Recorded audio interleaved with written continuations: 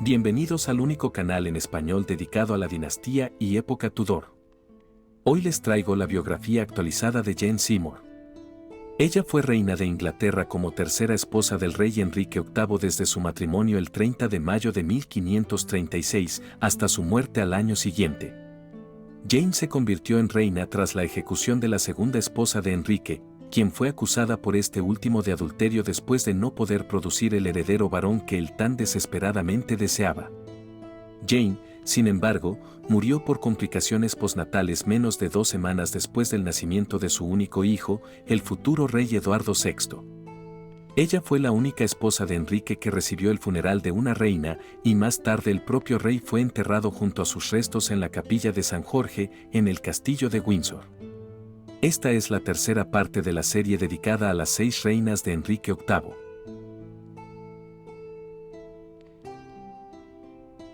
No habían transcurrido 24 horas desde que la espada se enrojeció con la sangre de su otrora señora, cuando Jane Seymour se convirtió en la esposa del rey de Inglaterra.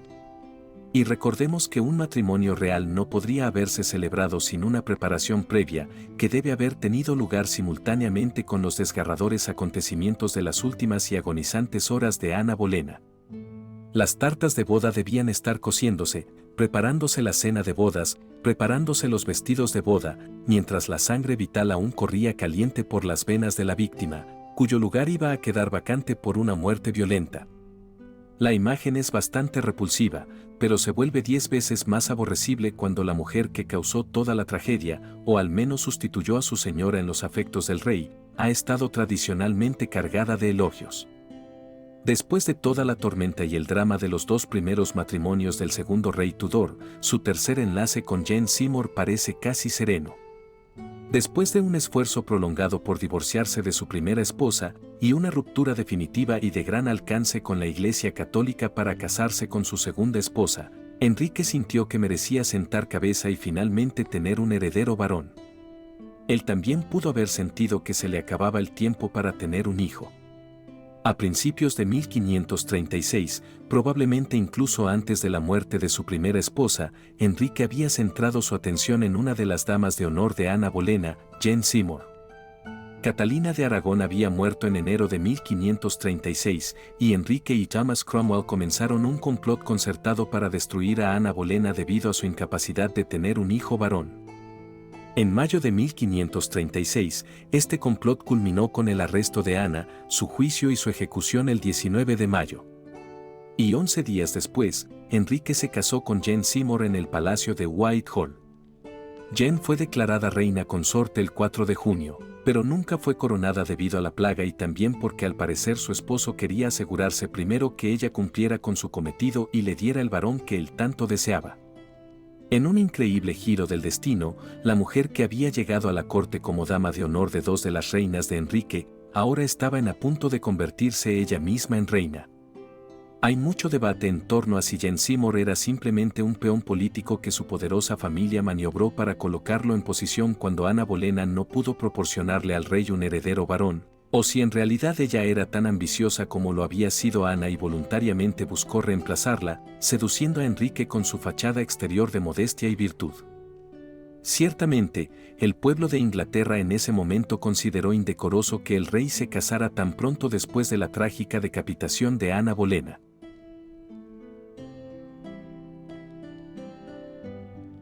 Enrique VIII tuvo 6 esposas, pero solo una le dio un hijo. Jane Seymour cumplió con su deber más importante como reina, pero nunca fue coronada y murió apenas 12 días después del largo y arduo parto.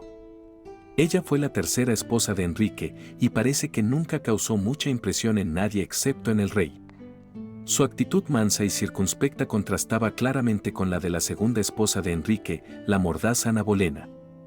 Jane había servido como dama de honor de Ana y la suplantó de la misma manera que Ana había reemplazado a Catalina de Aragón en el afecto de Enrique. Como ya se ha dicho, nunca sabremos si Jane Seymour buscaba el favor del rey o era un peón asustado de su familia y del deseo real. Pero sí sabemos que buscó valientemente el perdón para quienes participaron en la revuelta de la Peregrinación de Gracia en 1536, y también pidió que su hijastra María fuera bienvenida a la corte y reconciliada con su padre. Pero reprendida por el rey y consciente del destino de sus predecesoras, Jane se retiró a un papel tranquilo y decoroso. El nacimiento triunfal de su hijo Eduardo permitió a sus dos ambiciosos hermanos ingresar al círculo íntimo del rey. Sin embargo, ambos hombres serían ejecutados durante el reinado siguiente.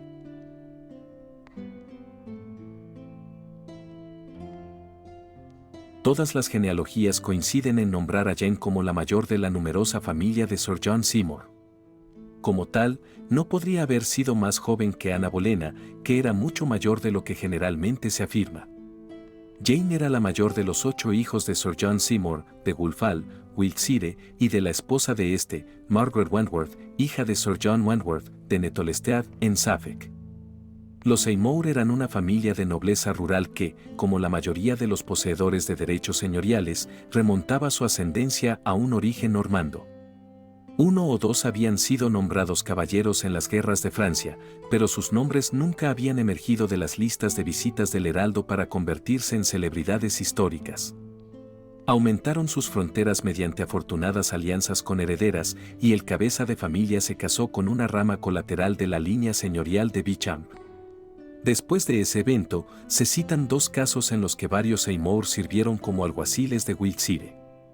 A través de Margaret Wentworth, la madre de Jane Seymour, se afirmó que ella descendía de la sangre real de Inglaterra a partir de un matrimonio mixto con un Wentworth y una supuesta hija de Sir Henry Percy, conocido como Hotspur, y Lady Elizabeth Mortimer, nieta de Lionel, duque de Clarence, el segundo hijo sobreviviente del rey Eduardo III. Debido a esto, ella y el rey Enrique eran primos quintos. Jane también compartió una bisabuela, Elizabeth Cheney, con la segunda y quinta esposa del monarca, Ana Bolena y Catalina Howard. Pocas personas se atrevieron a disputar un pedigrí con Enrique VIII, y al arzobispo Thomas Cranmer concedió una dispensa por cercanía de parentesco entre Enrique y Jane Seymour, más bien una obra de supererogación, ya que las partes no podían estar emparentadas dentro del grado prohibido. Aunque la parentela real parece algo dudosa, es innegable que el soberano de Inglaterra obtuvo mediante esta alianza un cuñado que llevaba el nombre de Smith y otro cuyo abuelo era herrero en Putney. La fecha de nacimiento de Jane Seymour no está registrada. Varios relatos utilizan entre 1504 y 1509, pero generalmente se estima alrededor de 1508. Lo más probable es que naciera en Woolfall, Wiltshire. La casa actual fue construida en el siglo XVII y ocupa el sitio que una vez perteneció a la mansión estilo Tudor. La casa solariega medieval era probablemente una casa con doble patio con estructura de madera, que incorporaba 2 torres, demolidas en 1569, una larga galería, una capilla y varias otras habitaciones. También se ha sugerido que Jane pudo haber nacido en Westbourne Manor, en Somerset.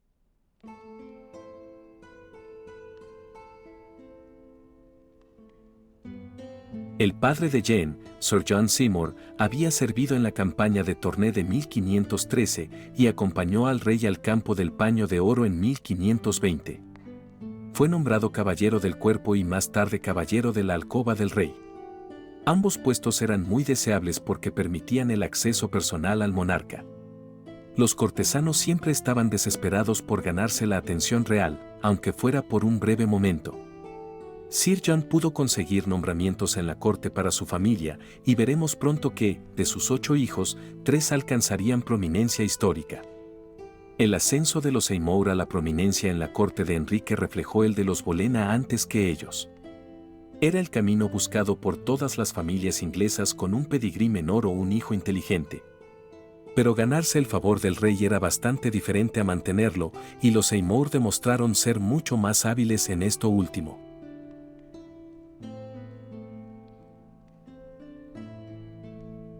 Se sabe que Jane no tenía tanta educación como la primera y segunda esposas de Enrique, Catalina de Aragón y Ana Bolena.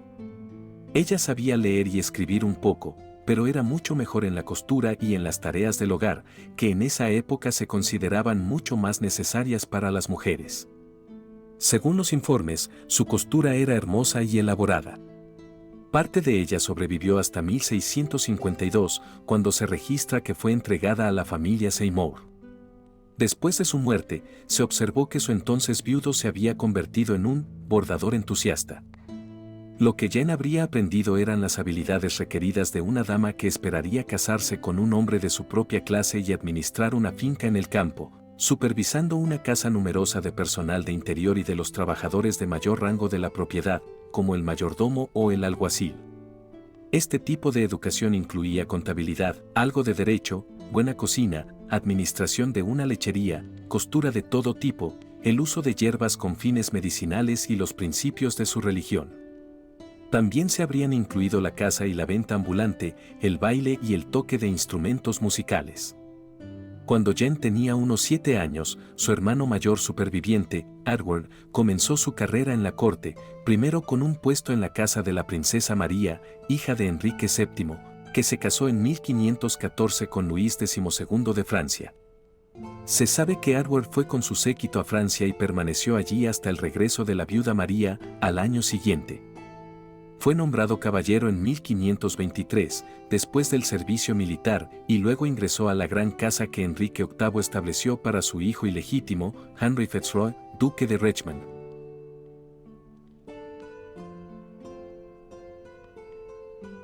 La infancia y la primera juventud de Jane están envueltas en una gran oscuridad, pero hay razones para suponer que, al igual que Ana Bolena, su educación terminó y sus modales se formaron en la corte de Francia.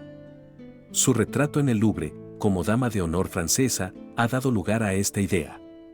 Es probable que entrara al servicio de María Tudor en 1514, lo que ciertamente hizo su hermano, porque en una lista de las personas que forman el séquito nupcial de esa reina, firmada de la mano de Luis XII, se puede observar, entre los hijos o pajes de honor, al hijo del señor Seymour.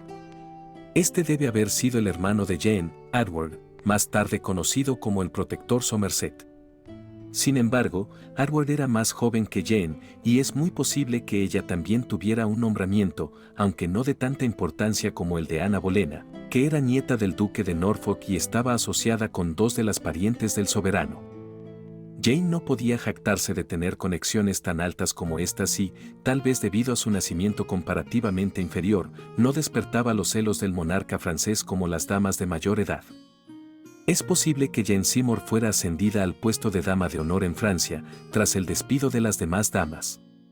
Su retrato en el Louvre, de cuerpo entero y una de las obras maestras de Hans Holbein, la representa como una mujer bellamente formada, de 19 o 20 años, y parece una prueba de que, como Ana, ella había obtenido posteriormente un lugar en la casa de la reina Claudia, donde se perfeccionó en el arte de la coquetería, aunque con un estilo más recatado que su desafortunada compañera y predecesora.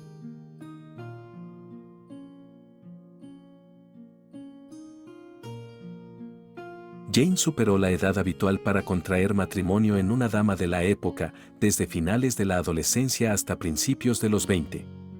No hay evidencia de que se le estuviera buscando ninguna oferta matrimonial. Y esto es sorprendente, ya que incluso si Jane no fuera una gran belleza, la atracción personal casi nunca era la base del matrimonio, era una cuestión económica y política, arreglada por los padres o tutores de la pareja. Quizás Jane no tenía suficiente dote como para atraer una pareja elegible. Los biógrafos de Jane suelen afirmar que ella entró en la casa de Catalina de Aragón alrededor de 1527, pero en realidad no hay pruebas directas de ello.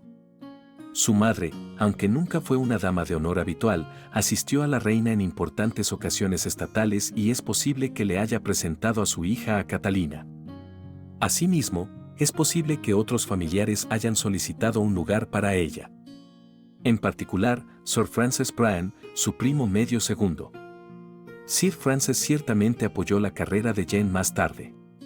Aunque no hay pruebas de que Jane sirviera a Catalina, su actitud más tarde hacia esta última y su hija, la princesa María, sugiere que ella efectivamente tenía un puesto con la reina a finales de la década de 1520, cuando Enrique ya había solicitado una anulación y la colega dama de honor de Jane, Ana Bolena, era el centro de la pasión del rey. Ya vimos que Ana también estaba emparentada con Jane.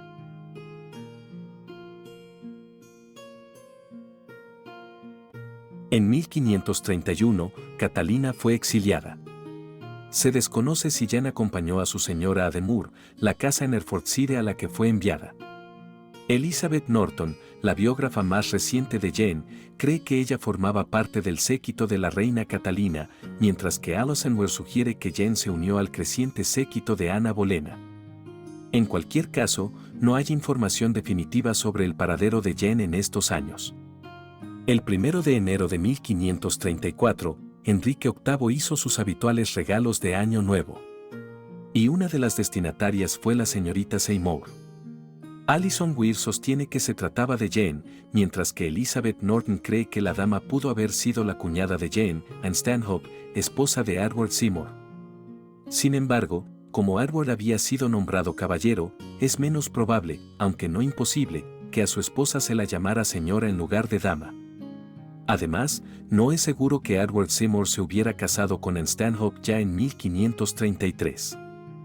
The Life of Jane Dormer, escrita en la segunda mitad del siglo XVI por Jane Dormer, condesa de Feria, una vez dama de honor de la reina María I, relata que, en 1534, Sir Francis Bryan se acercó a Sir Robert Dormer para sugerir una unión entre el hijo de Sir Robert, William, y Jane. Según este registro, la esposa de Sir Robert rechazó la idea de plano y rápidamente arregló que William se casara en otro lugar. Pero la vida de Jane Dormer no es la memoria más precisa y no hay otra evidencia de un compromiso sugerido, aunque ciertamente es posible que la historia fuera cierta. Por lo tanto, no podemos decir con certeza nada sobre Jane Seymour desde su nacimiento hasta septiembre de 1535, que es cuando ella definitivamente estaba en el séquito de Ana Bolena.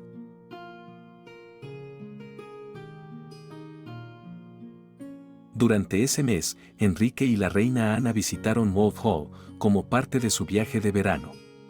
Si bien es posible que Enrique se hubiera fijado en Jane por primera vez a principios de 1535, solo a partir del otoño de ese año hay pruebas de que la estaba persiguiendo.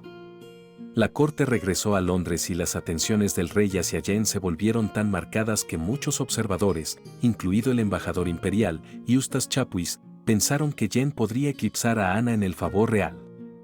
Pero como Ana quedó embarazada durante ese otoño y Catalina de Aragón todavía estaba viva, no se pensó en que Jane reemplazara a Ana como reina. Sin embargo, el papel de amante del rey ahora estaba vacante. Jane, ya sea por inclinación natural, ambición o instrucción familiar, rechazó tímidamente los avances de Enrique. Así como el rechazo había aumentado la pasión de Enrique por Ana Bolena, también aumentó su interés por Jane. La corte estaba observando, ya que se creía que Jane era una firme defensora de Catalina y la princesa María y, por lo tanto, era un foco natural para la legión de enemigos de Ana Bolena. La vida de Jane Dormer registra que los celos de Ana tomaron la forma de rasguños y golpes de despedida entre la reina y su doncella, y otro cronista del siglo XVII registró que Ana arrancó un collar que Enrique le había dado a Jane del cuello de su rival, pero es difícil imaginar que las dos llegaran a enfrentarse físicamente, aunque Ana sin duda era propensa a estallidos repentinos de mal genio.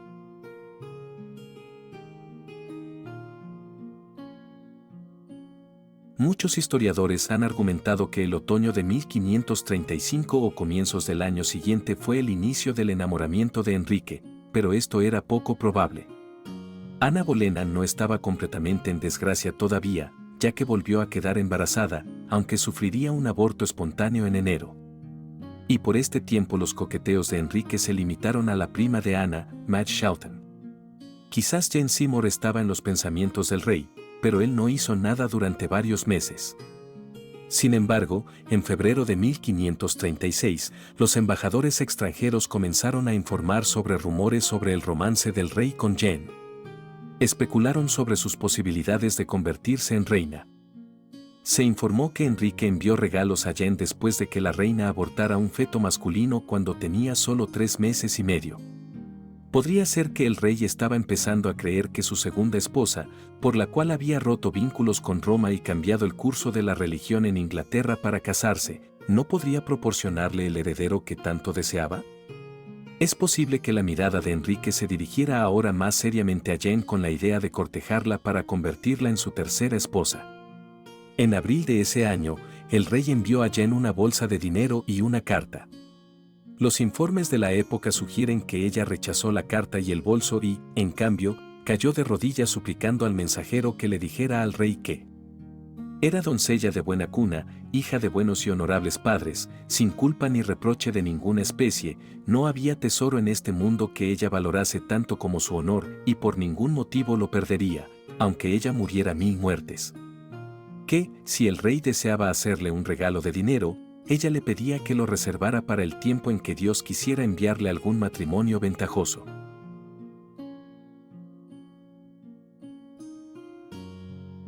Ya sea que ella fuera instruida para dar esa respuesta o que las palabras de Jane fueran suyas, las mismas trabajaron en el rey y su afecto por ella creció.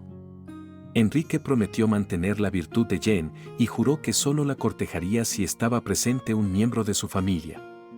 En abril de 1536, Edward Seymour y su esposa se mudaron a habitaciones en el Palacio de Greenwich que conectaban a través de un pasillo oculto con los aposentos del rey. De este modo, Enrique podría continuar su nuevo cortejo en relativa privacidad. Pero el rey también era consciente de los viciosos rumores y la indignación pública que habían acompañado su abierto noviazgo con Ana Bolena cuando él aún estaba casado con Catalina de Aragón. Él fue mucho más discreto con Jane, y esto sin duda encajaba con el carácter de esta última. Estaba contenta de permanecer en el anonimato. Hubo rumores de que ella no cenaría sola con el rey, insistiendo siempre en tener una compañía, y que ella respondió a un coqueteo particularmente atrevido recordándole al rey sobre su matrimonio.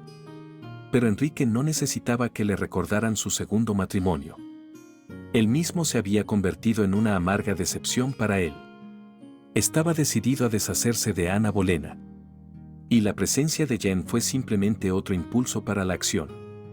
Otro impulso fue la muerte de Catalina de Aragón, el 7 de enero de 1536.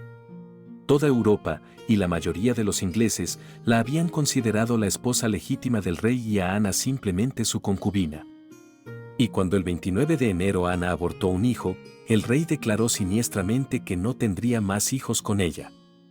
Para Enrique, de repente, quedó claro que, si podía deshacerse de Ana y casarse con Jane, entonces tendría un matrimonio legítimo reconocido por todos y otra posibilidad de tener un hijo y heredero. El rey empezó a mencionar públicamente que había sido hechizado para casarse con Ana, sabía que sus palabras llegarían hasta ella. Ana estaba aterrorizada pero poco podía hacer. Tenía pocos amigos en la corte, e incluso ellos estaban dispuestos a abandonarla en busca del favor real.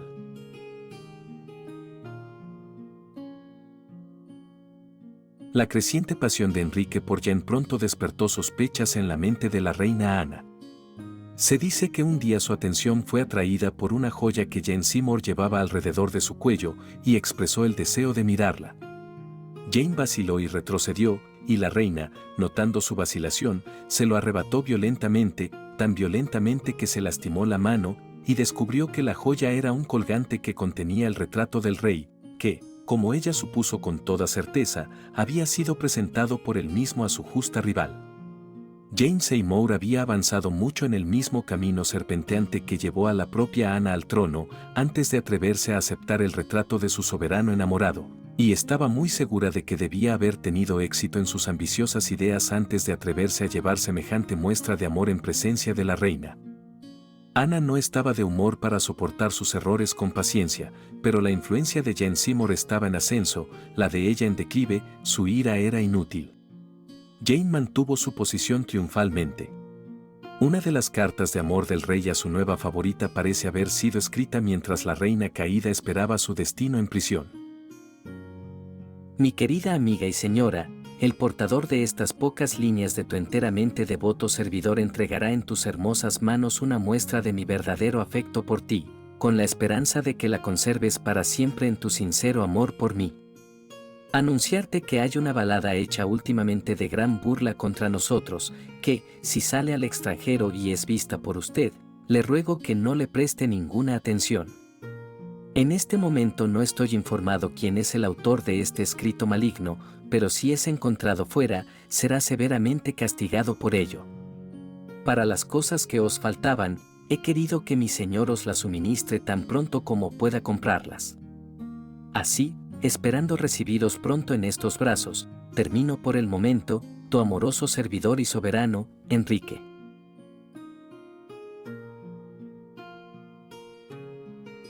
Mientras se desarrollaba el último acto de aquel drama diabólico que consumó la destrucción de la pobre Ana Bolena, parece que su rival tuvo la discreción de retirarse a la mansión de su padre, Wulfall, en Wiltshire.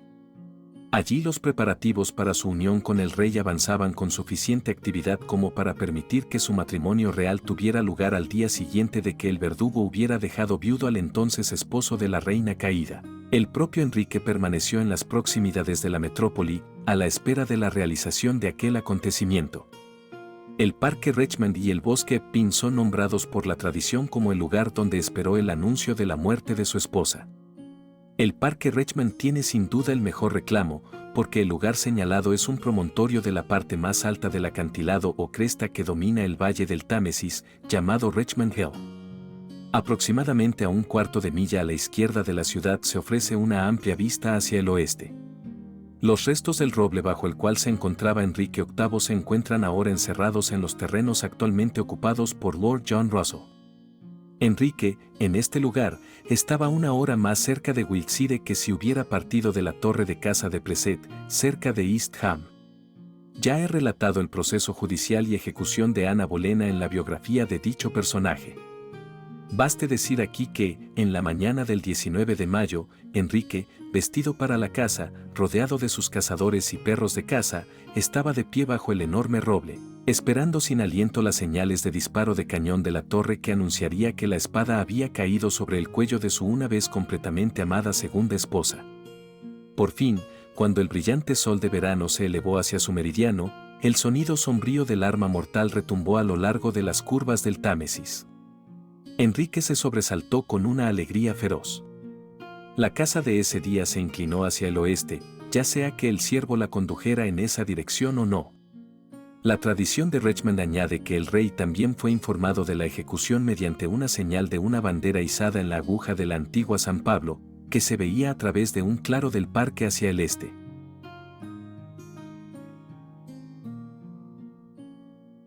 Por la noche, el rey estaba en Wulfall, contándole la noticia a su ahora prometida, y a la mañana siguiente se casó con ella, siendo el 20 de mayo de 1536.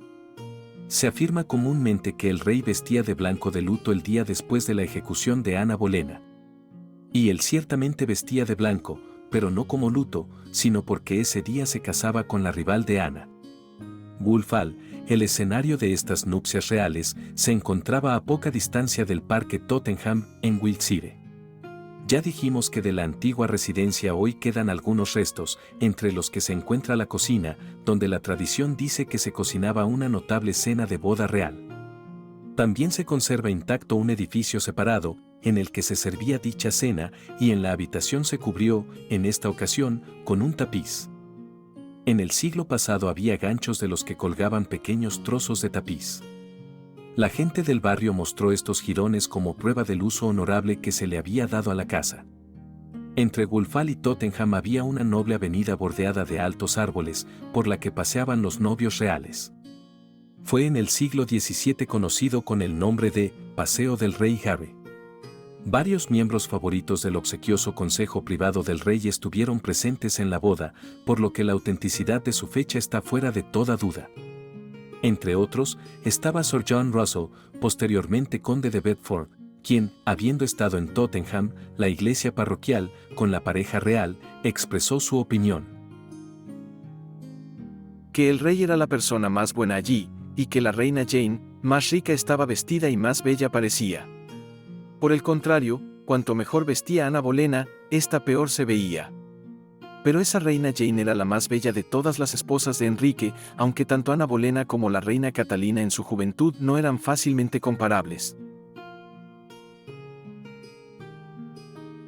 El cortejo nupcial se dirigió después de la cena a Maruel, cerca de Winchester, que alguna vez fue una sede de campo perteneciente a los obispos de esa diócesis, que Enrique ya había arrebatado a la iglesia y otorgado a los Seymour. El viejo Maruel fue derribado en el siglo pasado, con fama de estar embrujado. Allí se mostraba antiguamente la cámara de la reina. De Maruel, el rey y su novia fueron a Winchester, donde permanecieron unos días, y de allí regresaron a Londres, a tiempo para celebrar una gran corte el 29 de mayo. Aquí la novia fue presentada públicamente como reina y las festividades de su matrimonio se mezclaron con la celebración de Pentecostés. Como regalo de bodas, el rey le concedió a la nueva reina 104 mansiones en 4 condados, así como varios bosques y cotos de caza para su disfrute, los ingresos para mantenerla durante su matrimonio.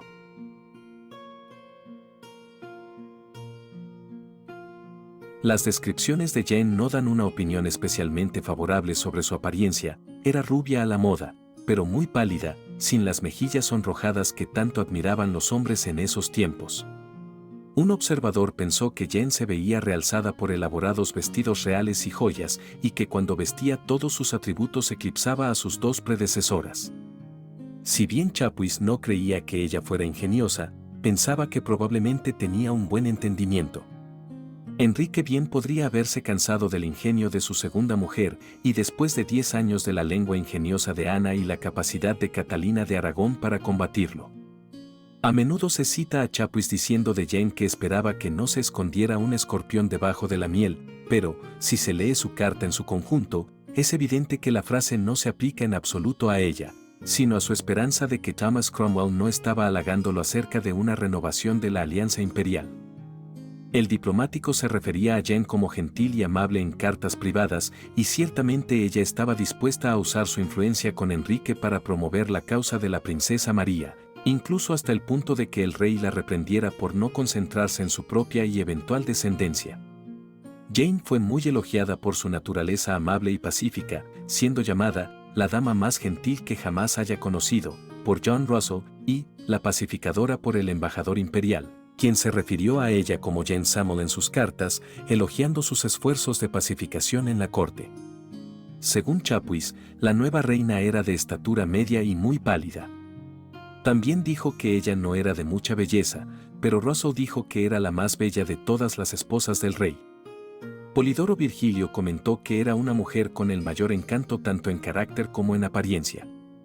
Se la consideraba mansa, gentil, sencilla y casta, y su numerosa familia la hacía pensar que era apta para tener muchos hijos.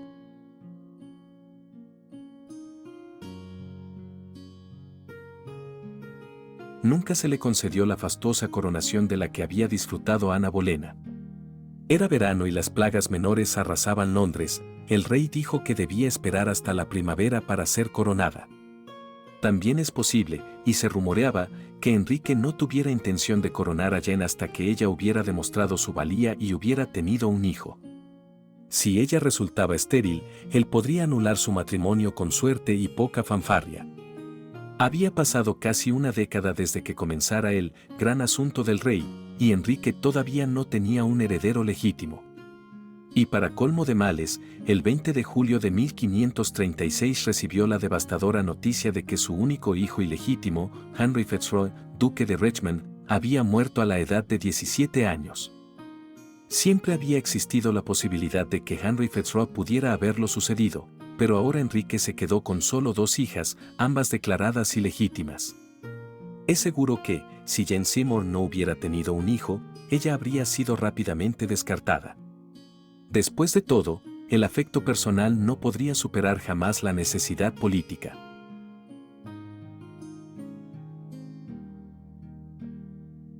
La víspera de San Pedro, el 29 de junio, el rey hizo a los ciudadanos el cumplido de llevar a su bella reina al salón de los mercaderes, y ella se paró en una de las ventanas para ver la ceremonia anual de establecimiento de la guardia de la ciudad.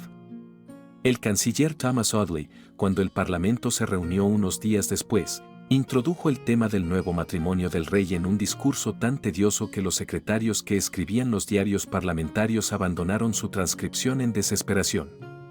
Sin embargo, afortunadamente dejaron vigente un resumen que contenía una curiosa condolencia por los exquisitos sufrimientos que el monarca había soportado en matrimonio.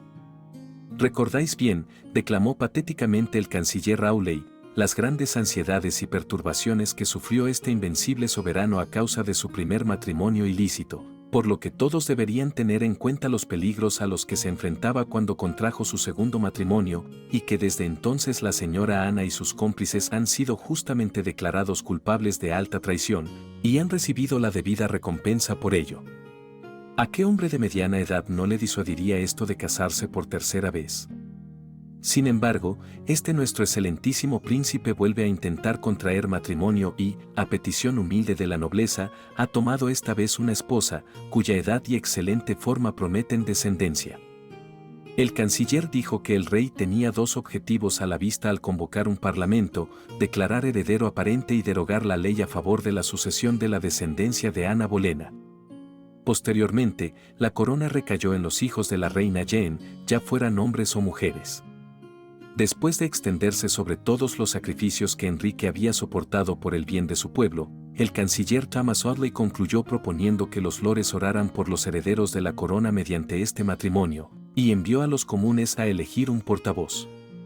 El orador que eligieron fue el famoso Richard Rich, que había jurado sacrificar la vida de Sir Thomas More, y superó al canciller en sus exageradas alabanzas al rey, creyendo apropiado cargar su discurso con halagos personales comparándolo, en fuerza y decisión con Sansón, en justicia y prudencia con Salomón, y en belleza y hermosura con Absalón. Así, el Senado inglés condescendió a alentar a Enrique en sus vicios, calificando su autocomplacencia como abnegación y todo su mal como bien, inflando su perversa obstinación con elogios, hasta que realmente olvidó, según la solemne advertencia del difunto cardenal Thomas Wolsey, que existían tanto el cielo como el infierno. Si bien el biógrafo queda consternado cuando se revelan los rasgos domésticos de este monstruo moral, seguramente también mucho de aborrecimiento se debe a la unión de servilismo y atrocidad que se encontró en los corazones y las mentes de sus asesores y aduladores. Es digno de mención que la dispensa por parte del arzobispo Thomas Cranmer de parentesco y todos los demás impedimentos en el matrimonio del rey y Jane Seymour está fechada el mismo día de la muerte de la desafortunada Ana Bolena, el 19 de mayo de 1536. La conducta abominable de Enrique al casarse con Jane Seymour tan poco tiempo después del sacrificio de su desventurada predecesora, ha dejado sus huellas repugnantes en una página donde los reformadores verdaderamente cristianos debieron haberlo visto con pena y disgusto. En la dedicatoria de la Biblia de Miles Coverdale, obispo de Exeter, impresa en Zúrich el año anterior, se introducen los nombres de Enrique y su reina.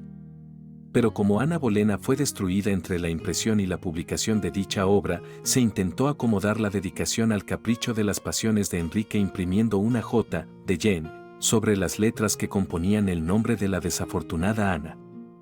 También hubo amargas quejas de que la nueva reina, por todos los medios posibles, se esforzaba por deprimir las conexiones de su señora caída y exaltar las suyas propias. Por supuesto, el poder de hacerlo fue el principal incentivo para su matrimonio, con todas sus odiosas circunstancias. Sus hermanos, tíos, hermanas y primos ocuparon rápidamente todos los cargos importantes y lucrativos de la corte, imitando fielmente el impopular precedente de los parientes de Elizabeth Woodville, la reina del rey yorkista Eduardo IV.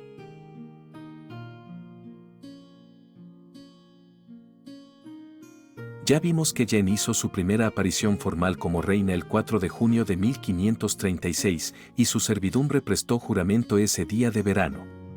2 días después, fue proclamada reina en Greenwich y cenó bajo un manto elegante de estado.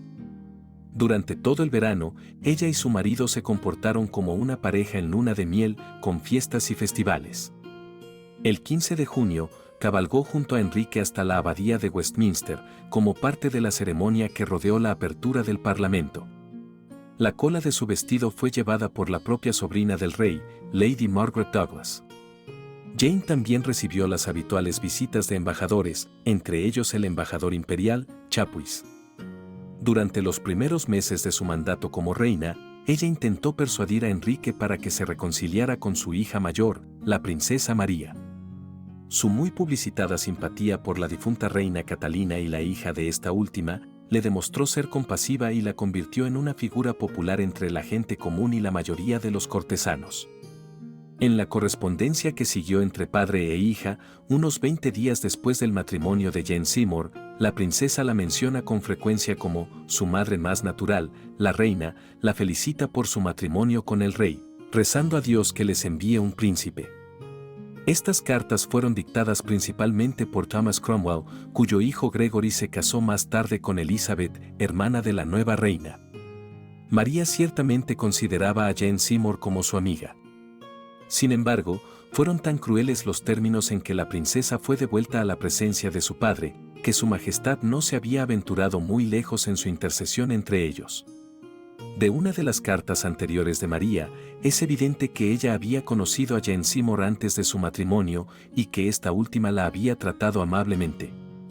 Los historiadores católicos romanos han mencionado a la reina Jane con complacencia, debido a su amistad hacia la hija maltratada de Enrique. Mientras que los protestantes la consideran con veneración como la madre de Eduardo VI y la hermana de Somerset. Y así, con poco mérito personal, el accidente la ha convertido en objeto de elogios ilimitados. Su bondad hacia María tiene una apariencia de valor moral, si no se sospechara que surgió enteramente de la oposición a Ana Bolena. Las súplicas de Jane no fueron suficientes para permitir que María recuperara el favor, sin que esta última aceptara primero que el matrimonio de sus padres no había sido válido. Una vez que María se tragó esta píldora amarga, su padre la recibió nuevamente, y Jane y su nueva hijastra pronto se llevaron excelentes términos. A la princesa se le permitió visitar a la reina en los palacios de Richmond y Greenwich entre 1536 y 1537.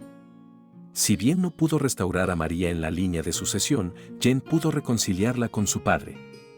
Chapuis escribió al emperador Carlos V sobre su compasión y sus esfuerzos para que María volviera a gozar del favor real. Y en una de sus cartas, María muestra su gratitud hacia su madrastra. Si bien fue Jane Seymour quien impulsó por primera vez la restauración de las hijas del rey, María e Isabel no fueron reintegradas a la sucesión a la corona hasta que la sexta esposa de Enrique, Catalina Parr, lo convenció de hacerlo. Esa misma temporada también fue entristecida para la reina Jane por la pérdida de su padre, Sir John Seymour. Había muerto a los 60 años, el diciembre anterior, dejando a su familia en la cima misma de la exaltación. Su hija mayor siendo la triunfante reina de Inglaterra, su hijo mayor elevado Lord Beauchamp y Lord Chambelán de por vida. La tía de la reina, John Seymour, era la esposa de Andrew Huddleston, su hijo Thomas obtuvo un puesto en la Cámara Real, fue llamado caballero de armas, y riquezas, favores y honores fueron derramados profusamente sobre cada miembro de la casa de los Seymour.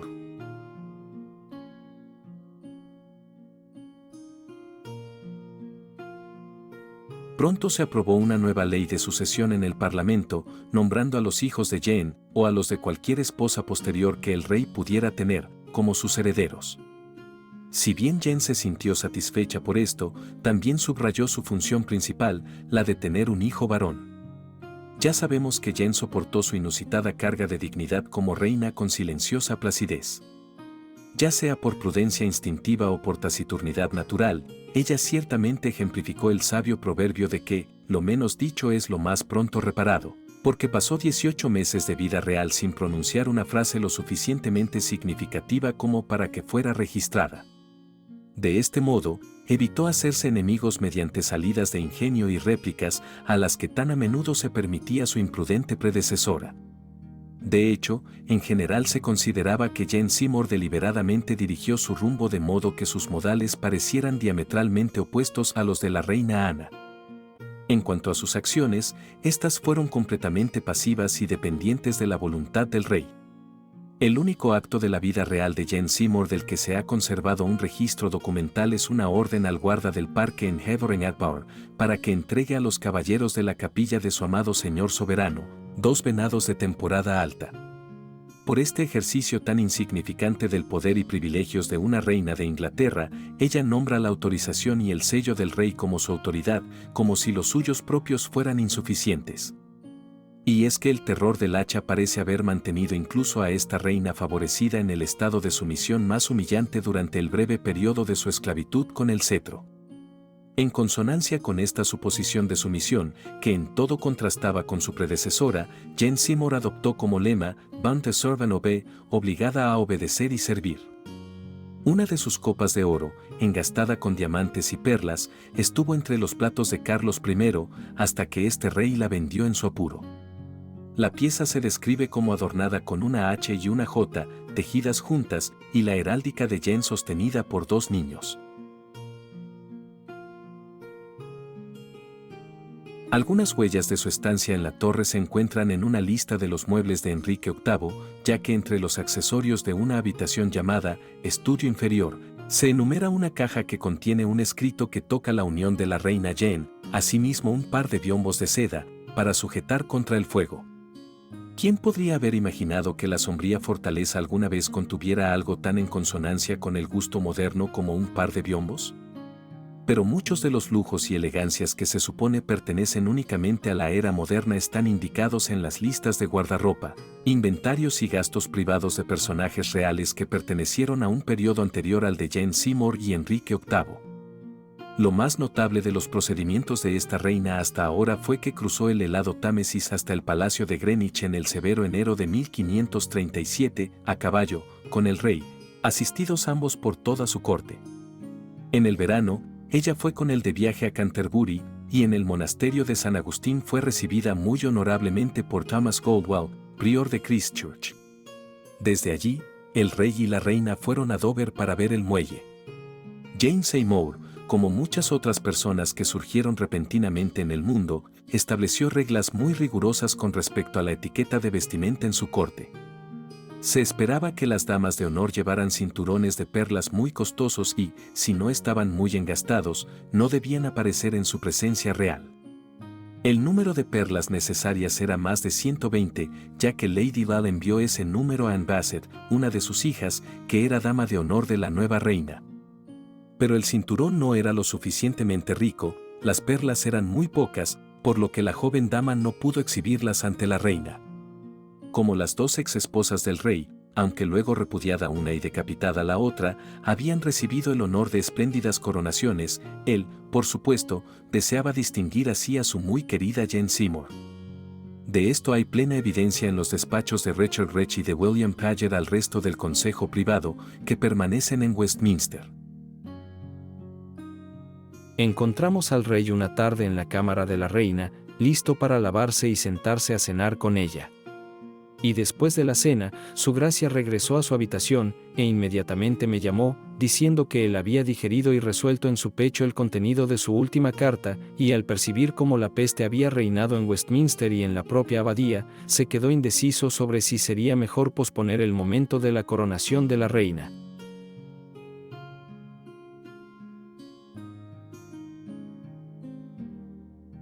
Pero aún en 1536 los ingleses comunes y corrientes estaban intentando digerir las consecuencias de la separación de su Iglesia Nacional de la autoridad católico-romana, y para muchos, especialmente en el norte del reino, muchas de las abadías y monasterios que el rey y sus ministros se empeñaban en clausurar y defenestrar, seguían siendo lugares de recogimiento y culto. No tardó mucho hasta que la llama de la insurrección brotara, y durante el otoño de 1536 la rebelión conocida como la Romería de Gracia tuvo su auge. Se trataba de una insurrección grave, y Enrique fácilmente podría haber sido derrocado de su trono si los rebeldes no hubieran sido apaciguados con falsas promesas, una de las cuales había sido la de coronar a la nueva reina en York. Fue cuando ella pidió perdón para los participantes en la revuelta. Pero se dice que Enrique rechazó esto, y con furia le recordó el destino que corrió su predecesora cuando ella se entrometió en sus asuntos. Se sabe también que Jane intentó intervenir en favor de al menos un convento y, durante su embarazo, que comenzó aproximadamente en el momento en que la rebelión y sus vástagos fueron finalmente sofocados, Enrique fundó 2 casas monásticas para orar por ella. Es tentador creer que, si ella hubiera vivido más tiempo, muchos de los monasterios que no se habían disuelto en 1537 habrían permanecido.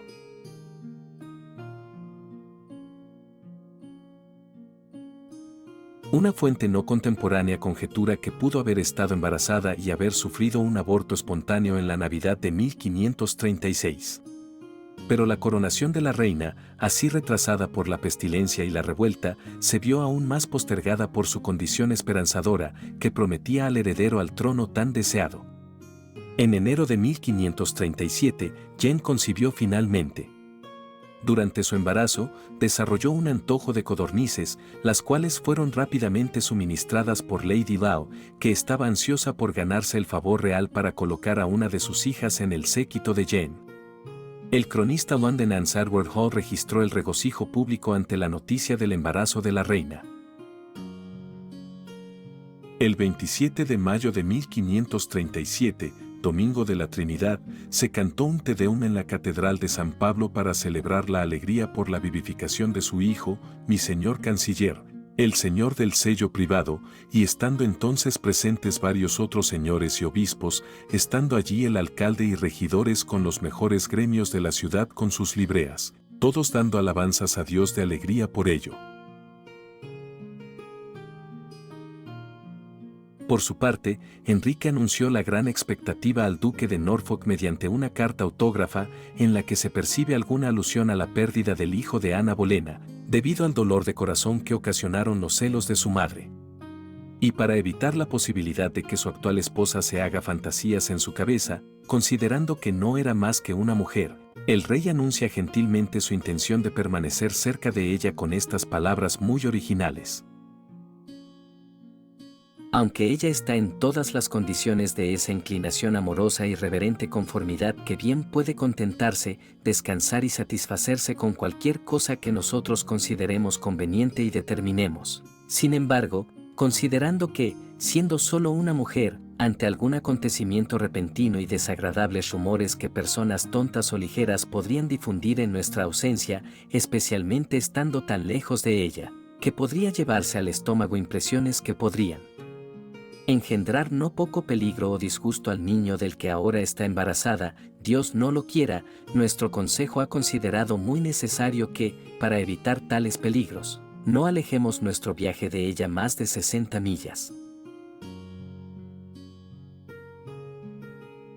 El lugar elegido para el reposo de la reina fue el Palacio de Hampton Court, donde se desprende de una carta dirigida a Thomas Cromwell escrita por el conde de Southampton, que relata el tradicional encierro en su habitación el 16 de septiembre de 1537 en preparación para el parto, con todas las ceremonias correspondientes al retiro de una reina inglesa en su situación.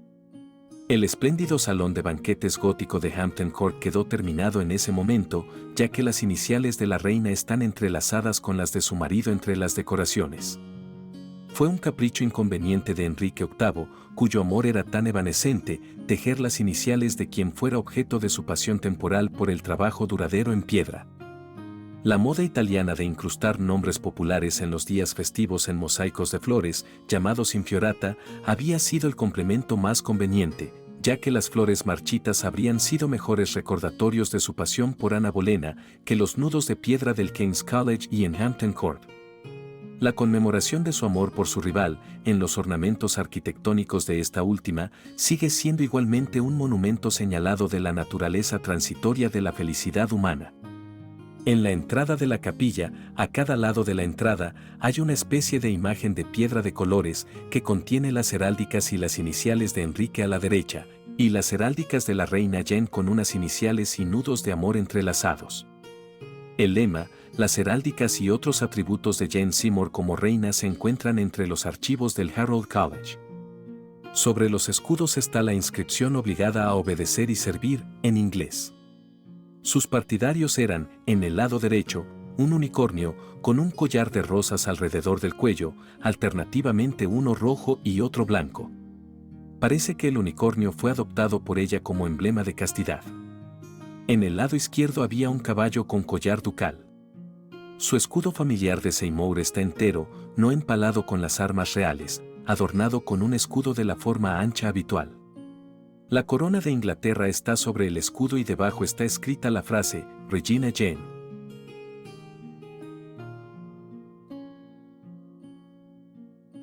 El boceto original de Jane realizado por Hans Holbein, conservado en la colección de Su Majestad en Windsor, probablemente fue tomado en esta época, una época muy poco propicia para la belleza de la modelo. De hecho, es difícil rastrear alguna belleza en el retrato, que la representa como una mujer tosca, de aspecto apático, de rostro grande y rasgos pequeños. Su expresión es siniestra, los ojos son azules, la boca muy pequeña, también los labios finos y muy comprimidos, las cejas muy ligeramente marcadas, pómulos altos y un grosor en la punta de la nariz muy opuesto a la idea de belleza de un artista. Hans Holbein, sin embargo, en general dio una fiel representación de sus modelos, solo en un caso fue acusado de adulación. Jane lleva la misma capucha de 5 puntas y el mismo gorro trenzado debajo, que nos resulta familiar en los retratos de las 3 primeras reinas de Enrique VIII. Su cabello aparece claramente doblado en bandas cruzadas. Su vestido está sin terminar, un ramillete cuadrado está débilmente definido. El boceto es evidentemente el mismo a partir del cual Hans Holbein pintó el retrato de cuerpo entero, que la representa como reina, de pie con su marido y sus suegros, Enrique VII e Isabel de York, en las 4 esquinas de un altar o tumba. Jane no es tan sencilla en esta imagen, pero contrasta completamente con el rostro sereno de Isabel, su tez es buena y sus rasgos regulares, pero su expresión fría y dura, su figura rígida y sus codos muy cuadrados. Lleva una amplia túnica escarlata, en cuya cola está acurrucado un extraño perro blanco. Y será difícil decidir quién parece más amargo, la señora o el perro. Parece una mujer de mediana edad, sería un cumplido para ella calcularla en los 33 años, su edad probable. Estas fotografías eran sus retratos reales. Lo más probable es que sus cuadros anteriores fueran pintados en el momento de su matrimonio y fueran mucho más bellos.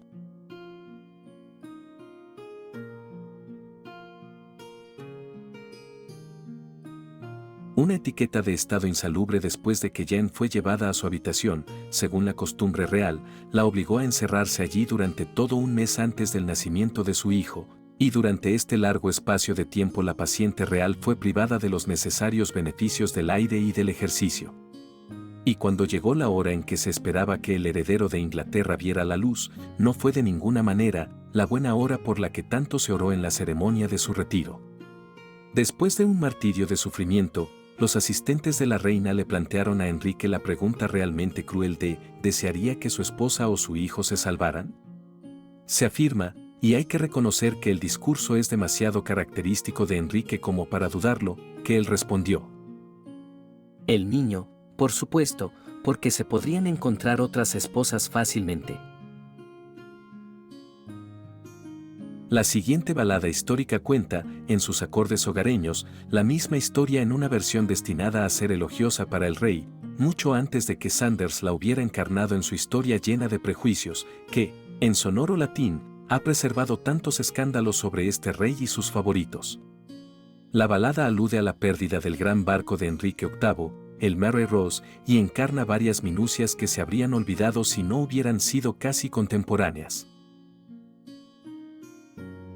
Cuando el rey Enrique gobernaba esta tierra tenía una reina, según tengo entendido. La hija de Lord Seymour, hermosa y brillante. Sin embargo, la muerte, por su poder implacable, destruyó la floración de esta bella flor. Oh, llorad, llorad, llorad, bellas damas, vuestra reina, la dote de los muertos de Inglaterra. La reina en el parto sufría mucho.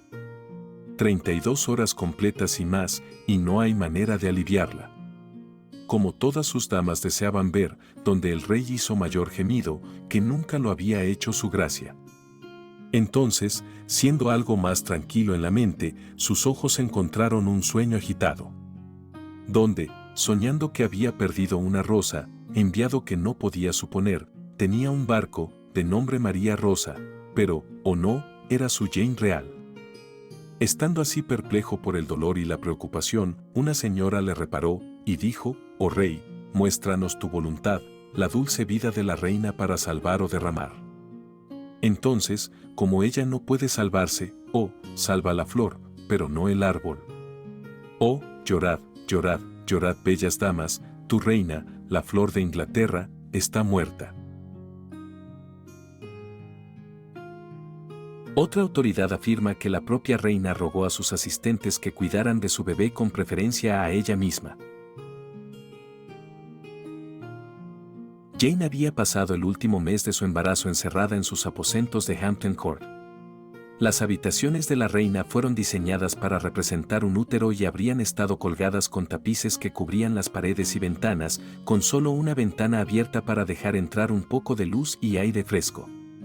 Habría alfombras en el suelo y un fuerte fuego crepitando para proporcionar calor. Se nos dice que el parto de Jane duró 2 días y 3 noches, hasta que finalmente, a las 2 de la mañana del 12 de octubre, ella dio a luz a un hijo sano.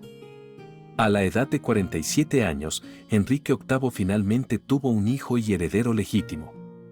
Para celebrar el nacimiento de un príncipe, se cantó un Te Deum en la iglesia de San Pablo y en otras iglesias de la ciudad, y se hicieron grandes hogueras en cada calle, y se celebraron hermosos banquetes y vítores triunfantes con disparos de armas durante todo el día y toda la noche, y se enviaron mensajeros a todas las propiedades y ciudades del reino, a quienes se les dieron grandes regalos.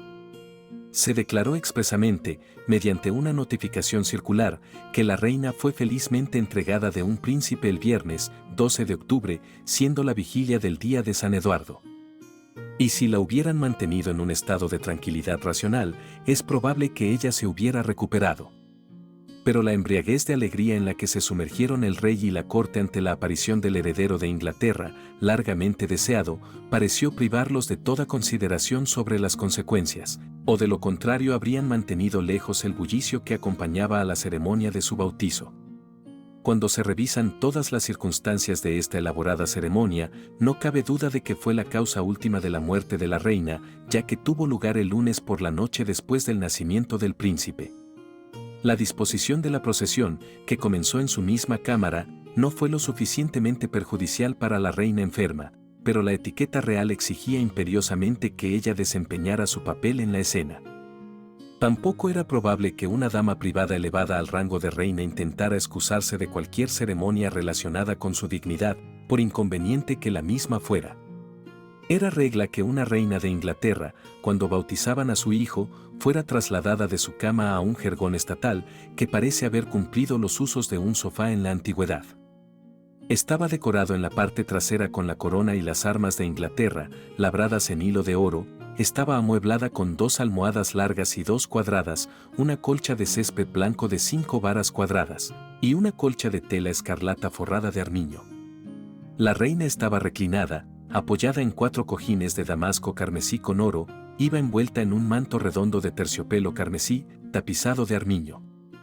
El bautismo del príncipe Eduardo tuvo lugar a la luz de las antorchas en la capilla de Hampton Court, donde el futuro defensor de la religión reformada fue presentado en la pila bautismal por su hermana y eventual sucesora católica, la princesa María. El rey Enrique había permanecido sentado junto al jergón de la reina durante todo el rito bautismal, que, a pesar de todo su tedioso desfile, no terminó hasta medianoche. Entonces contamos con la presencia del rey, un invitado bastante bullicioso para una habitación de enfermo, con la procesión que salía de la cámara y el rebuzno de las trompetas a su entrada cuando regresaba. El heraldo nota especialmente el buen ruido que hacían allí, y, al concluir el emocionante ceremonial de otorgar su bendición materna a su recién bautizado, la pobre reina se había mantenido en completo apuro de ánimo durante muchas horas. La consecuencia natural de tal imprudencia fue que al día siguiente ella se encontraba indispuesta y el miércoles tan desesperadamente enferma que se le administraron todos los ritos de la Iglesia Católica Romana. Las declaraciones oficiales aún existen y prueban cuán completamente equivocados están aquellos escritores que consideran que Jane Seymour era protestante. Igualmente, equivocados están quienes afirman que murió, ya sea inmediatamente después del nacimiento de su hijo, o incluso 2 días después. En realidad, ella sobrevivió más de 12 días después del parto. Y ya vimos que ese parto había sido difícil, durando 2 días y 3 noches, probablemente porque el bebé no estaba bien colocado. Después del bautizo quedó claro que la madre estaba gravemente enferma. Jane Seymour murió el 24 de octubre de 1537 en el Palacio de Hampton Court. A las pocas semanas, hubo versiones contradictorias sobre la causa de su muerte. Según la biógrafa del rey Eduardo, Jennifer Lodge, su muerte pudo deberse a una infección por retención de placenta. Según Alison Weir, es posible que haya sucumbido a la fiebre puerperal tras una infección bacteriana contraída durante el parto. Alison Weir también ha especulado, tras consulta médica, que la causa de su muerte fue una embolia pulmonar. Y es aquí donde quiero dedicar un tiempo para explicar esta última teoría, basándome en un artículo que la propia Alison Weir compartió en el sitio The Tudor Times. Ya dije que el parto de Jane había sido difícil y había durado 2 días y 3 noches, probablemente porque el bebé no estaba bien colocado. Y después del bautizo, quedó claro que estaba gravemente enferma. Al escribir su nueva novela, Jane Seymour, The Haunted Queen, Alison Weir se abstuvo deliberadamente de desarrollar una trama basada en las notorias afirmaciones de que la tercera esposa de Enrique VIII sufrió un parto por cesárea mientras daba a luz al futuro rey Eduardo VI en octubre de 1537. En aquel momento corrían rumores en ese sentido en Londres, pero en 1585, un escritor católico, Nicholas Sander, hostil al rey por romper con el Papa, afirmó que, cuando Jane Seymour estaba en trabajo de parto severo en un alumbramiento difícil, todas sus extremidades fueron estiradas con el propósito de hacer un pasaje para el niño, o como dijeron otros, cortarle el útero antes de que ella muriera, para que el niño estuviera listo para nacer. Como el trabajo de la reina era muy difícil, se preguntó al rey cuál de las dos vidas debía salvarse. Él respondió que la del muchacho, porque fácilmente podría conseguir otras esposas. Se dice entonces que se realizó una cesárea. Pero realmente no hay evidencia de que se haya realizado una cesárea a una madre viva antes de la década de 1580 y, si así fuera, el resultado habría sido una muerte rápida y agonizante. No fue hasta el siglo XX que este procedimiento pudo llevarse a cabo con seguridad. Sin embargo, la historia de la cesárea ganó amplia difusión y persistió. En su crónica de 1643, Sir Richard Becker afirmó que Jane estaba dispuesta a ser desgarrada, y en una vieja balada titulada La muerte de la reina Jane, de la cual la primera data de 1560, ella está de parto durante 6 días y más, y ruega que le abran el costado para poder salvar a su bebé, y su marido acepta de mala gana. Tradicionalmente, se ha asumido que Jane murió de fiebre puerperal, pero en realidad no se menciona la fiebre en las fuentes históricas. Y cuando se analiza la cronología de los acontecimientos, parecía como si ella sufriera 2 enfermedades distintas. Estuvo de parto desde la tarde del 9 de octubre de 1537 hasta que nació su hijo a las 2 de la madrugada del día 12. Esa noche pudo firmar cartas anunciando el nacimiento y, a última hora de la noche del 15 de octubre, estaba sentada en la cama recibiendo a los invitados que habían asistido al bautizo de su hijo en la capilla real. Por lo tanto, se debe descartar una cesárea, y no hay evidencia de que hubo complicaciones durante el trabajo de parto o el parto en sí. La aparente salud y vigor de su hijo también es testimonio de ello. No fue hasta la tarde del 16 de octubre, 4 días después del nacimiento de Eduardo, que Jane se sintió mal. Su estado fue descrito por su capellán y sus médicos en un boletín afirmando que había sufrido una laxitud natural, por lo que comenzó a aliviarse, volverse más alegre y, al parecer, a mejorar, y así continuó hasta cerca de la noche. Toda esta noche había estado muy enferma. La palabra enferma significaba enferma en un sentido general, no necesariamente que estuviera vomitando. Algunos historiadores han entendido que la palabra laxitud significa sangrado posparto, pero de hecho significa intestinos sueltos, de ahí deriva la palabra laxante. Jane se recuperó al día siguiente, miércoles, y no hay más informes de que volviera a sentirse mal hasta la tarde del viernes, 19 de octubre. Su estado empeoró durante el fin de semana y el lunes por la noche se encontraba en gran peligro. El martes por la noche, el rey fue llamado junto a su cama, ya que estaba claro que se estaba muriendo. Ella falleció a las 2 de la madrugada del día siguiente, 24 de octubre, 12 días después de haber dado a luz. Después de su muerte, su enfermedad se atribuyó a la culpa de los que la rodeaban y la hacían resfriarse mucho y comer cosas que la fantasía de su enfermedad pedía. El boletín y este informe son la única prueba escrita relativa a sus enfermedades. El boletín sugiere que Jane inicialmente sufrió una intoxicación alimentaria, lo cual fue desagradable, pero desapareció rápidamente. La referencia en el informe a que ella comió alimentos inadecuados podría ser corroborativa. La mención de que la reina sufrió un gran resfriado en el segundo informe ha sido la base para afirmar que murió de fiebre puerperal, pero esa condición se reconoció entonces, y seguramente se habría descrito de manera diferente. Lo más probable es que la frialdad hubiera tenido un significado completamente diferente.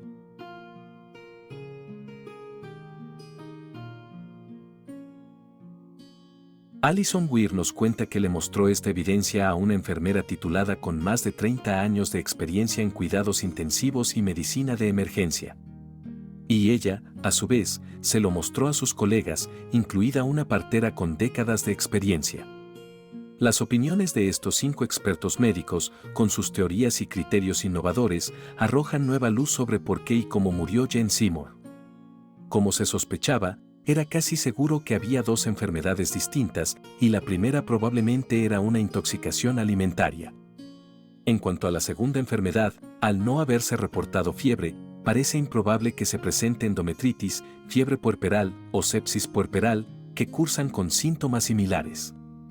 No se puede excluir por completo la sepsis, aunque los médicos se mostraron escépticos, ya que no había fiebre documentada, y hay otras pistas que hacen más probable que Jane muriera por una combinación de otros factores.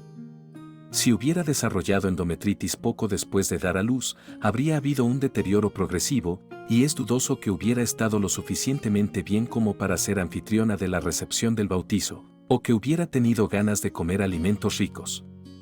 Según la evidencia que tenemos, la muerte probablemente se debió a una combinación de deshidratación y embolia, lo que en última instancia condujo a insuficiencia cardíaca. Posiblemente Jane tuvo una trombosis en una pierna o en su circulación pélvica y pedazos se desprendieron y migraron a su corazón y pulmones. Correr hacia el taburete más cercano mientras sufría una intoxicación alimentaria o levantarse para permitir que sus sirvientes limpiaran o cambiaran su cama podría haber desprendido un trozo de coágulo. Las embolias no siempre provocan la muerte instantánea y no todas son fatales. Jane fácilmente podría haber tenido uno o más coágulos pequeños que habrían ejercido presión sobre su corazón y sus músculos respiratorios y habrían desgastado su capacidad para respirar, especialmente si tuviera menos capacidad de transportar oxígeno debido a la anemia. Podría ser significativo que ella tuviera la piel tan blanquecina que podría llamarse más bien pálida, lo que puede indicar que estaba anémica.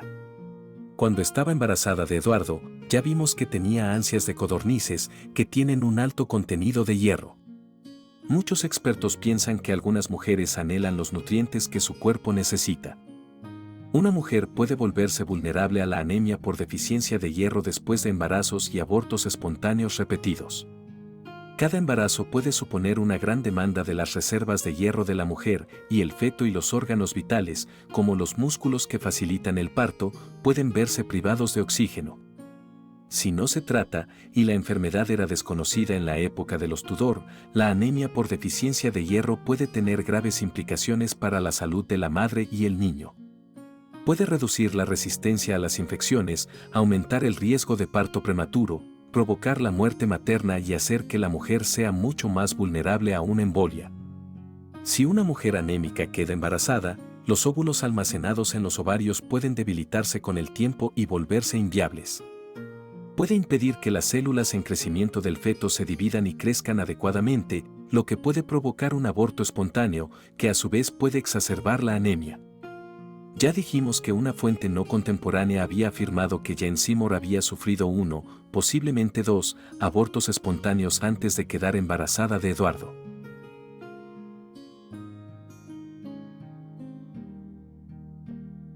El rey había comenzado a cortejarla en octubre de 1535.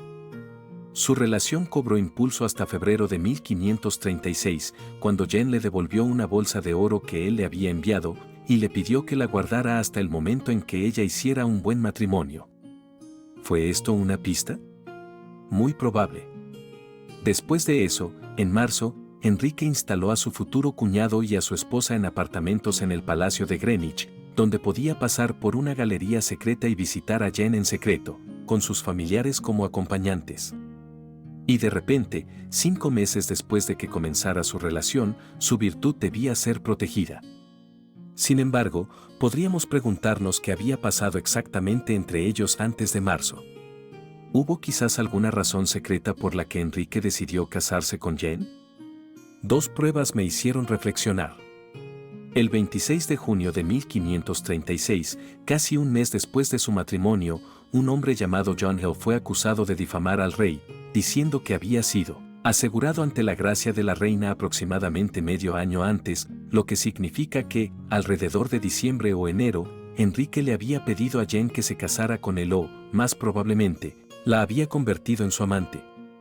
Esto suena a mera calumnia, pero hay otro informe, no relacionado, que extrañamente lo corrobora. En junio, el embajador imperial en Roma declaró que la reina Jane llevaba 5 o 6 meses embarazada. Probablemente se trataba de chismes confusos y poco fiables, y, sin embargo, no está fuera de los límites de la posibilidad que Enrique y Jane hubieran sido amantes en el invierno de 1535 a 1536, hasta el momento en que ella, o su familia, vieron que la entonces reina, Ana Bolena, era vulnerable a las maquinaciones de sus enemigos y pronto se podría crear una vacante.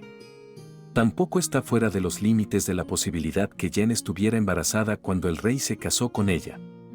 Eso explicaría la prisa con la que Ana Bolena fue destituida, tras un retraso de 3 meses tras la aplastante decepción de haber abortado a un hijo. Explicaría por qué el rey se casó tan precipitadamente con una don nadie, sin pensar en negociar una novia europea. Pero Enrique estaba desesperado por tener un heredero varón. Descubrir que Jane estaba embarazada habría sido suficiente para impulsarlo a tomar una decisión apresurada. La rápida caída de Ana también podría explicarse porque su enemigo, Thomas Cromwell, necesitaba actuar rápidamente para evitar que el rey se apiadara de ella y mostrara indulgencia. Sin embargo, aunque Enrique necesitaba urgentemente un heredero, no era necesario que se comprometiera con Jane la mañana siguiente a la ejecución, ni que se casara con ella 10 días después, a menos que ella estuviera embarazada. Ya cuando ella le había suplicado que fuera amable con su hija María, él le había dicho que debería pensar en los hijos que tendrían juntos. Todas las cartas de María escritas en junio de 1536 expresan la esperanza de que la nueva reina dé a luz un hijo o que sea fructífera. Por supuesto, tanto Enrique como María podrían haber expresado esperanzas generales para el futuro y, si Jane estaba embarazada, debió haber perdido al niño antes de que él mismo diera señales de existencia, o el rey habría anunciado su embarazo. Ojo, no estoy afirmando que Jane Seymour estuviera embarazada cuando se casó, solo que se debe tener en cuenta esa posibilidad.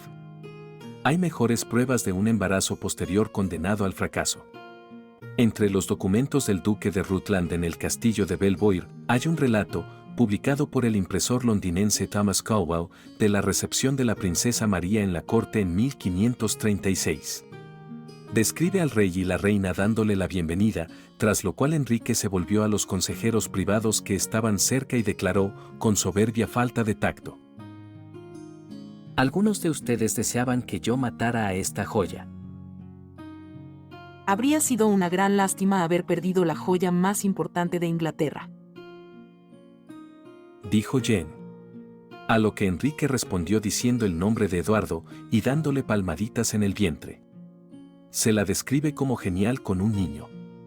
Eso no significaba necesariamente que su embarazo se notara, solo que estaba embarazada, ya que encontramos que el término se usa para describir a las mujeres en las primeras etapas del embarazo. Thomas Caldwell imprimió este relato entre 1560 y 1576. Coloca la reunión en Windsor el 17 de diciembre de 1536, pero María había regresado a la corte en octubre. Sin embargo, la descripción detallada es convincente y puede que en realidad se relacione con su visita a Windsor ese mes y se base en una fuente contemporánea que no conocemos. El pasaje que sigue inmediatamente es famoso y citado por muchos historiadores. Cuenta cómo, poco después de la ejecución de Ana Bolena, su hija Isabel, que aún no tenía 3 años, al notar un cambio en la forma en que la gente se dirigía a ella, preguntó: ¿Cómo estuve ayer, mi señora princesa, y hoy, soy solo mi señora Isabel? Sin embargo, la mayoría de los historiadores ignoran o descartan el relato anterior de la recepción de María en la corte, ya que fue escrito algún tiempo después del evento que describe, y porque Jane no podía haber estado esperando al futuro Eduardo VI, ni siquiera en diciembre de 1536. Pero, ¿y si hubiera estado embarazada de otro hijo en octubre de 1536, concebido después de su matrimonio? Tal embarazo no podría haber estado muy avanzado, de lo contrario habría referencias a su estado avanzado, como en 1537, cuando ciertamente estaba embarazada, como un anuncio al consejo privado, regocijo público y oraciones ofrecidas. En agosto, Enrique había dicho que no creía que tuviera hijos con Jane, por lo que tal vez ella concibió en esa época. Por tanto, sigue existiendo la posibilidad de que haya habido al menos un embarazo anterior al que conocemos y que haya terminado en aborto espontáneo en octubre o noviembre.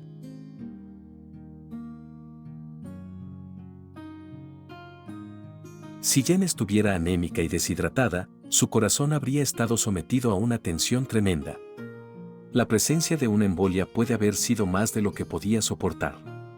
Su corazón era relativamente joven, por lo que habría tardado más en desgastarse, de ahí la duración de su última enfermedad.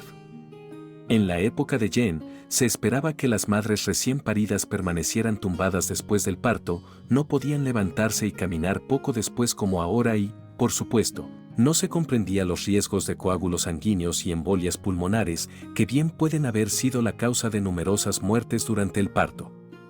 Se creía que el cuerpo necesitaba tiempo para limpiarse durante el periodo posterior al parto. El periodo de reposo podía oscilar entre 15 y 60 días y terminaba con la asistencia de la madre a la iglesia. La nueva madre podría pasar hasta 2 semanas boca arriba antes de que pudiera sentarse. Los expertos médicos que consulté consideraron que podría haber habido un periodo de presión arterial baja grave o un coágulo de sangre que provocó un flujo sanguíneo bajo a los intestinos, provocando la muerte total o parcial del intestino, lo que podría haber causado la diarrea. Si la diarrea fue lo suficientemente grave o estuvo acompañada de vómitos, un desequilibrio electrolítico grave podría haber provocado delirio y muerte. Pero alguien con el intestino muerto no querría comer, y la muerte intestinal suele ser fatal en 1 o 2 días. Y si la diarrea fuera un signo de lesión intestinal o insuficiencia orgánica múltiple, Jen habría estado en coma y habría muerto en 2 días. Por supuesto, es posible que la contaminación por diarrea fuera el origen de la infección, lo que explicaría su rápido deterioro posterior. También es posible que tuviera una infección leve y hubiera sobrevivido si no hubieran estado presentes otros factores, como anemia, deshidratación y posiblemente una embolia. Naturalmente, los expertos médicos que consulté quisieron enfatizar que estaban haciendo conjeturas basadas en la limitada información que sobrevive, que es todo lo que los historiadores tienen para continuar. En general, creen que la muerte de Jen probablemente se debió a una combinación de factores, que la anemia, la posible pérdida de sangre posparto después de un parto prolongado, la deshidratación por diarrea y el reposo prolongado en cama y la inactividad provocaron una embolia, y probablemente más de una, no suficiente para provocar una muerte instantánea, pero suficiente para provocar que Jen sufriera gradualmente una insuficiencia cardiorrespiratoria, un shock y la muerte. Sus síntomas al final, especialmente el frío, sugieren que estaba cianótica o que sus extremidades se pusieron azules. Alison Weir afirma que Suzanne Scholl, que ha visto esta enfermedad muchas veces, le describió muy amablemente las etapas de la última enfermedad de Jen y le explicó la terminología médica de las teorías de los médicos. Y gran parte de esta sección del video se basa en su relato. Describió cómo, después del ataque de diarrea, Jen debió sentirse débil y cansada. Su frecuencia cardíaca, posiblemente ya más rápida de lo normal para compensar la anemia y la pérdida de sangre después del nacimiento, sería aún mayor. Es posible que haya sentido debilidad e incluso un pequeño hormigueo, especialmente en las extremidades, debido a la pérdida de potasio. Habría tenido mucha sed. Quizás comió o bebió cosas que prolongaron la diarrea. Con el tiempo, todo desapareció y se sintió mejor. Posiblemente no tomó suficiente líquido para rehidratarla adecuadamente. La dificultad para respirar y el dolor en el pecho son los 2 signos más destacados de una embolia pulmonar. El dolor habría empeorado con la respiración. A medida que su enfermedad empeoraba, el ritmo cardíaco de Jen habría aumentado aún más. Acostarse habría resultado asfixiante. Le habría gustado sentarse o estar apoyada en muchas almohadas o haber asumido instintivamente una posición de trípode, sentada inclinada hacia adelante, con los brazos a cada lado, para facilitar la respiración. Se habría quedado sin aliento al hablar, inquieta y ansiosa, y habría deseado que le soplara aire fresco en la cara. Es posible que haya desarrollado una hinchazón generalizada, edema o hidropesía, debido a un debilitamiento de su corazón. Su producción de orina habría disminuido y eventualmente se habría detenido. Sus extremidades estarían frías y oscuras, indicando cianosis, sus labios también serían azules. Podría haber estado confundida o delirante. Al final, habría perdido el conocimiento y el pulso en sus muñecas ya no sería palpable. Al final, habría estado sin aliento, posiblemente durante horas. Solo podemos imaginar cómo se sintieron su esposo, los médicos y otros asistentes al ver los sufrimientos de la reina, impotentes ante una enfermedad que no entendían.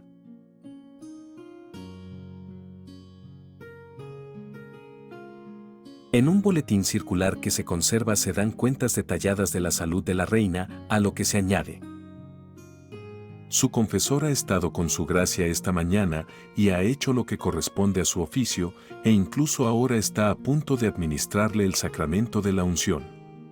En Hampton Court, este miércoles por la mañana, siendo las 8 en punto.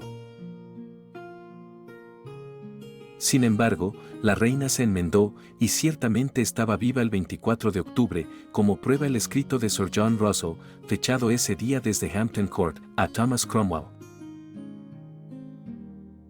El rey estaba decidido, como este día, a trasladarse a Ayrshire. Y como la reina estuvo muy enferma esta noche, y este día, se demoró. Pero mañana, si Dios quiere, pretende estar allí. Si ella se enmienda, él irá. Pero si ella no se enmienda, me dijo que este día no podría encontrarlo en su corazón, porque, os aseguro, ha estado en gran peligro ayer por la noche y este día.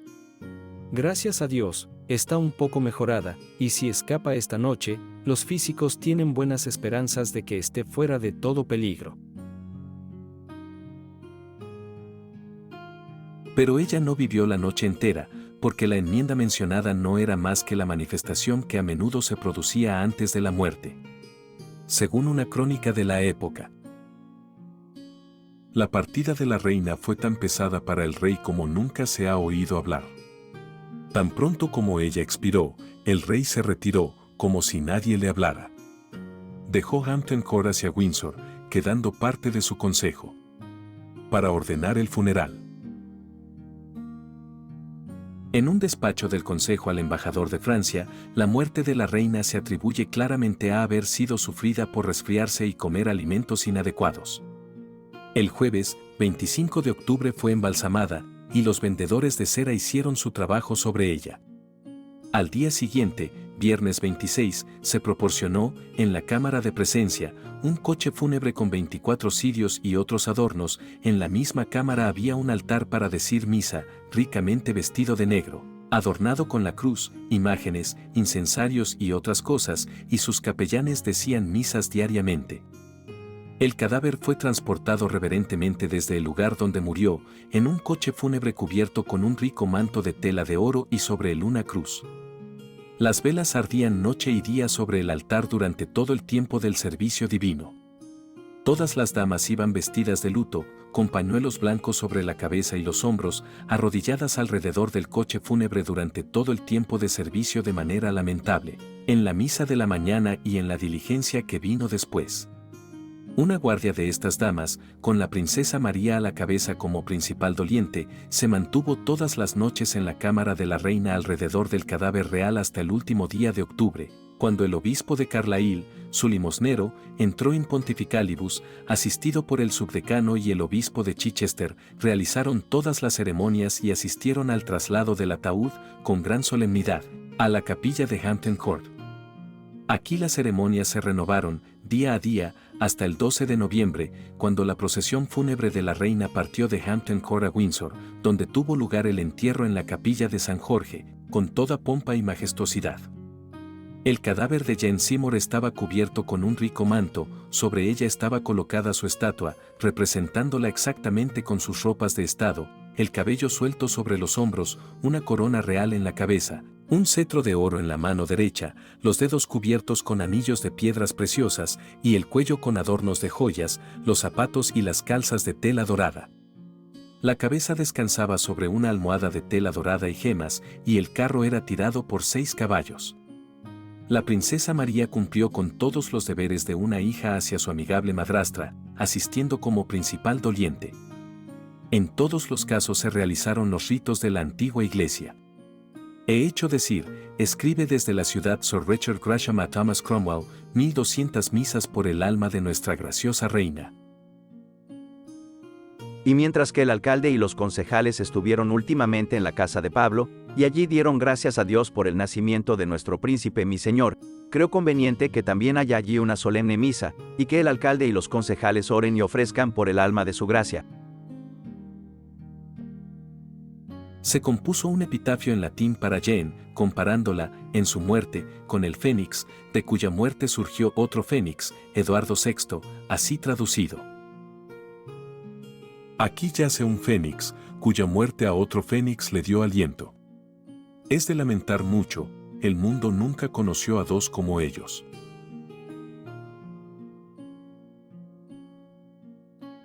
Anteriormente, dos reinas de Enrique VIII habían sido enviadas a su último reposo. Catalina de Aragón fue enterrada como viuda de su hermano y no como su propia esposa. En cuanto a Ana Bolena, su pobre cadáver destrozado no recibió, hasta donde su amado esposo sabía, los ritos religiosos otorgados a los restos del más miserable mendigo que expira en la carretera de nuestra tierra cristiana. Jane Seymour fue la primera esposa de tres, a quien este rey poseía a su muerte como su esposa casada. Enrique escribió una carta de júbilo a Francisco I de Francia por el nacimiento de su heredero, al final de la cual reconoce que la muerte de la madre le había costado algo de dolor, pero su alegría superó con creces su pesar.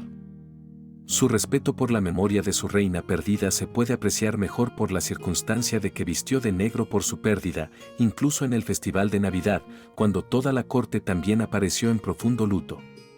Ya que este monarca detestaba la vista de negro, o cualquier cosa que le recordara la muerte, tan completamente que estaba dispuesto a expulsar de su presencia a las personas que pretendían acudir a la corte en luto por sus amigos, el alcance de su autosacrificio puede imaginarse, porque no cambió su vestimenta de viudo hasta la Candelaria, siendo el 2 de febrero de 1538. Ya había estado casado 3 veces, pero era la primera vez que se comportaba como un viudo obediente, y aunque después se casó 3 veces más, nunca más lució ropas de luto por una esposa. Las cartas de condolencia que recibió fueron numerosas. Una de ellas nos servirá de muestra, dirigida a él por Cuthbert Tunstall, obispo de Durham. Dios Todopoderoso ha tomado de vuestra gracia, para vuestro gran malestar, una dama muy bendita y virtuosa. Considerad lo que ha dado a vuestra Alteza, para el regocijo de todos nosotros vuestros súbditos, nuestro noble príncipe, a quien Dios ha puesto a vuestra majestad por madre y por padre. Dios dio a vuestra merced aquella noble dama, y Dios nos la ha quitado como le plació.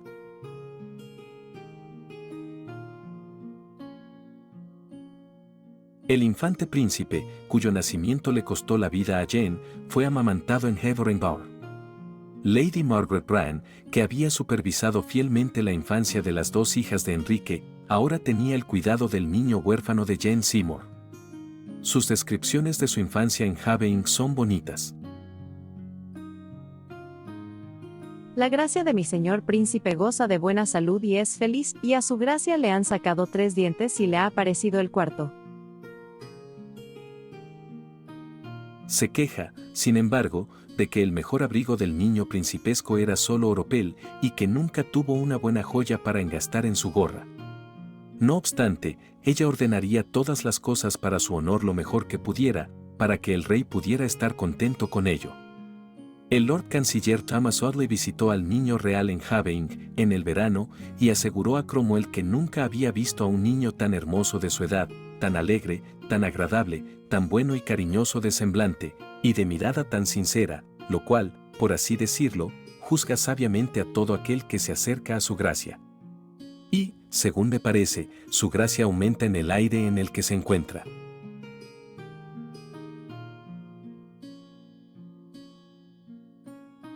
Ya he dedicado una parte de este video a tratar las posibles causas de la reacción inicial de Jane Seymour a los avances de Enrique. Baste recordar entonces que la opinión está dividida sobre cómo se sentía ella al ser el nuevo objeto del afecto del monarca.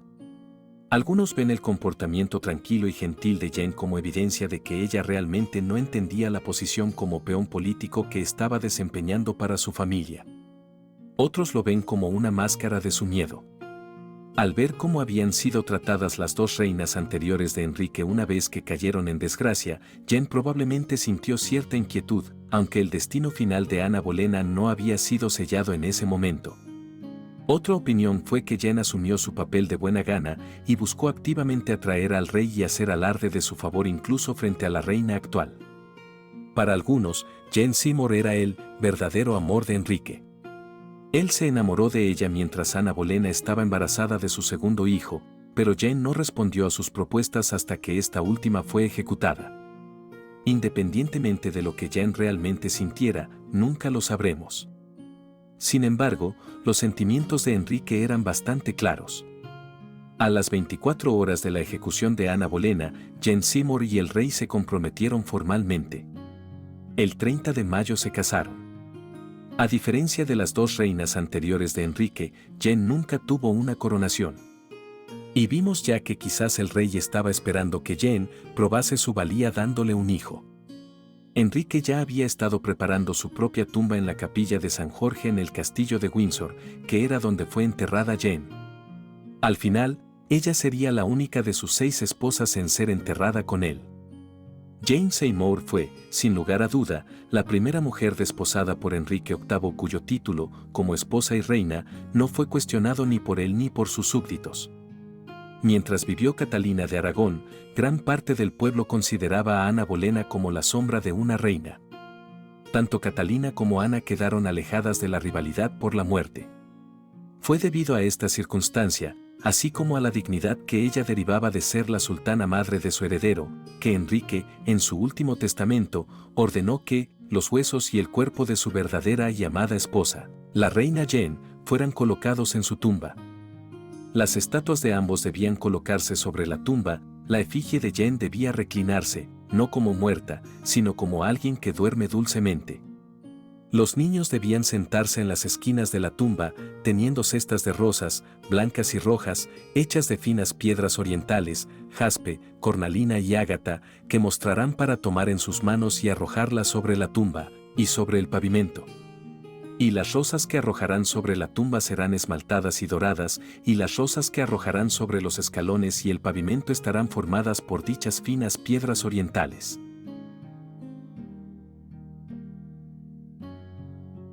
Pero esta hermosa idea no se realizó. De hecho, se empezó a construir el monumento, pero los materiales fueron robados o vendidos durante las guerras civiles del siglo siguiente.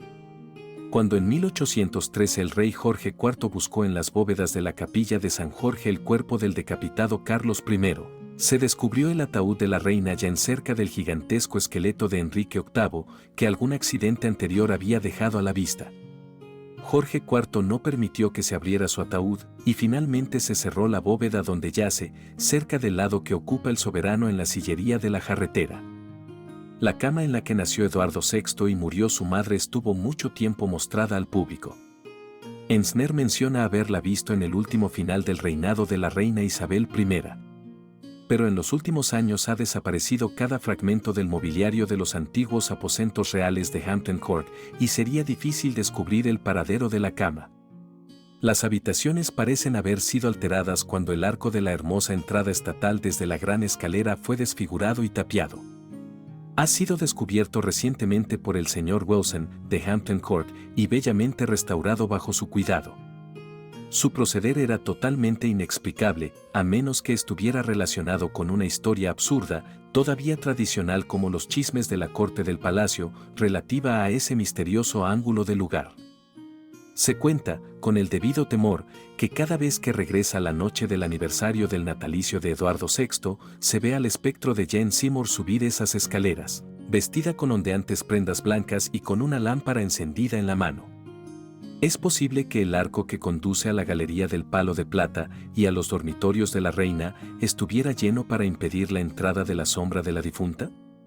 Se dice que los floristas expertos de funeraria saben que todas las flores tienen una connotación que debe reflejar la relación con la persona fallecida. Enrique VIII eligió rosas rojas para simbolizar su amor y dolor por Jane, así como rosas blancas para simbolizar su pureza e inocencia.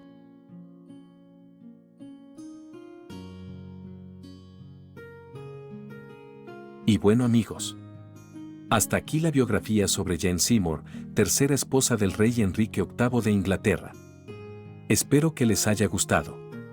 Y estaré al tanto de sus comentarios, los cuales agradezco de antemano. Háganme saber su opinión sobre el personaje de este video, igualmente si conocen de algún otro dato sobre su vida que no se haya mencionado aquí, y si creen que ella haya sido la esposa que dicho rey más quiso. No olviden darle me gusta, suscribirse al canal y activar la campanita de notificaciones para que estén al tanto de los estrenos que voy subiendo. Pueden también considerar unirse a las membresías del canal, ya que, como miembros, ustedes podrán tener acceso a material exclusivo, estrenos anticipados, entre otras ventajas. Los invito también a que exploren mi nuevo proyecto en YouTube. Esta vez con algo de música. Los enlaces a las membresías y a mi segundo canal se los comparto en la descripción de este video. Por último, quisiera agradecer una vez más a todos los suscriptores, miembros y comentaristas, ya que es gracias a ustedes que este canal continúa creciendo. Les deseo a todos un lindo día.